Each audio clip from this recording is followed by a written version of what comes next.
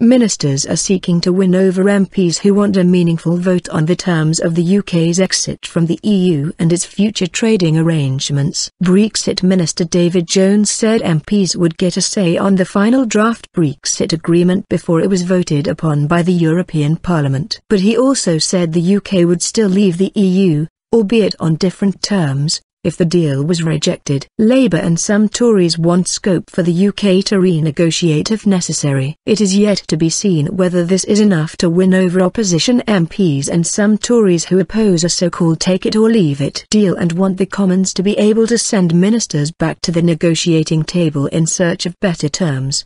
The BBC's chief political correspondent Vicky Young said many normally loyal Tories were worried about Parliament effectively being put in a position of having to rubber-stamp the final deal, but were still likely to fall into line. However, former Chancellor Ken Clarke, the only Tory to vote against kickstarting the Brexit process last week, said Parliament should have the opportunity to shape the final deal, while former SNP leader Alex Salmond said MPs should have a genuine choice without the sword of Damocles hanging over them. Theresa May had already promised Parliament would get a say on the final deal, addressing MPs as they debated a bill authorising the government to begin the formal Brexit process. Brexit Minister David Jones said the vote would cover not only the withdrawal arrangements but also the future relationship with the EU. The vote, he said, would be on the final draft agreement and would be held before the European Parliament considered the matter. This will be a meaningful vote,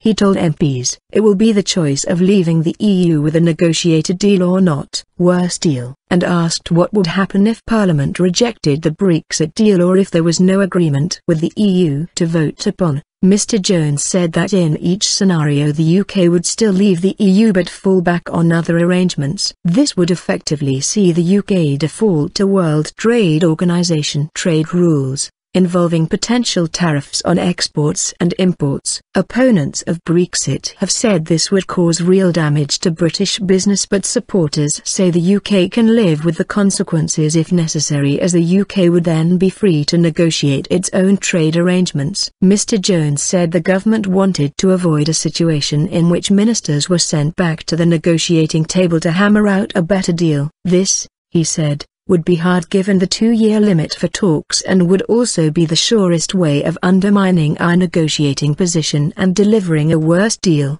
But Labour's Chuka Umunna said the choice facing MPs was unacceptable. Lib Dem leader Nick Clegg described it as a symbolic handout, while Green Party leader Caroline Lucas said MPs were being duped. Article 50. MPs, who overwhelmingly backed the European Union bill last Wednesday, are currently in the middle of 3 further days of more detailed debate, with the Commons looking at amendments proposed by MPs. Labour leader Jeremy Corbyn, who backed the Remain side in last year's EU referendum, has ordered his MPs to support the government's bill, whether his party's amendments are accepted or not. If passed by Parliament, with the House of Lords due to scrutinise it after the Commons, the bill would allow Prime Minister Theresa May to invoke Article 50 of the Lisbon Treaty, getting divorce talks with the EU underway. Mr Corbyn argues that it would be undemocratic to ignore the will of the people, as expressed in last June's EU referendum. Shadow Business Secretary Clive Lewis has vowed to oppose the bill unless Labour amendments are passed in the Commons. Frontbench members of parties are generally expected to resign from their post if they ignore a 3-line whip. Shadow Cabinet members Rachel Marskell and Dawn Butler quit shortly before last week's vote, in order to defy Mr Corbyn's orders,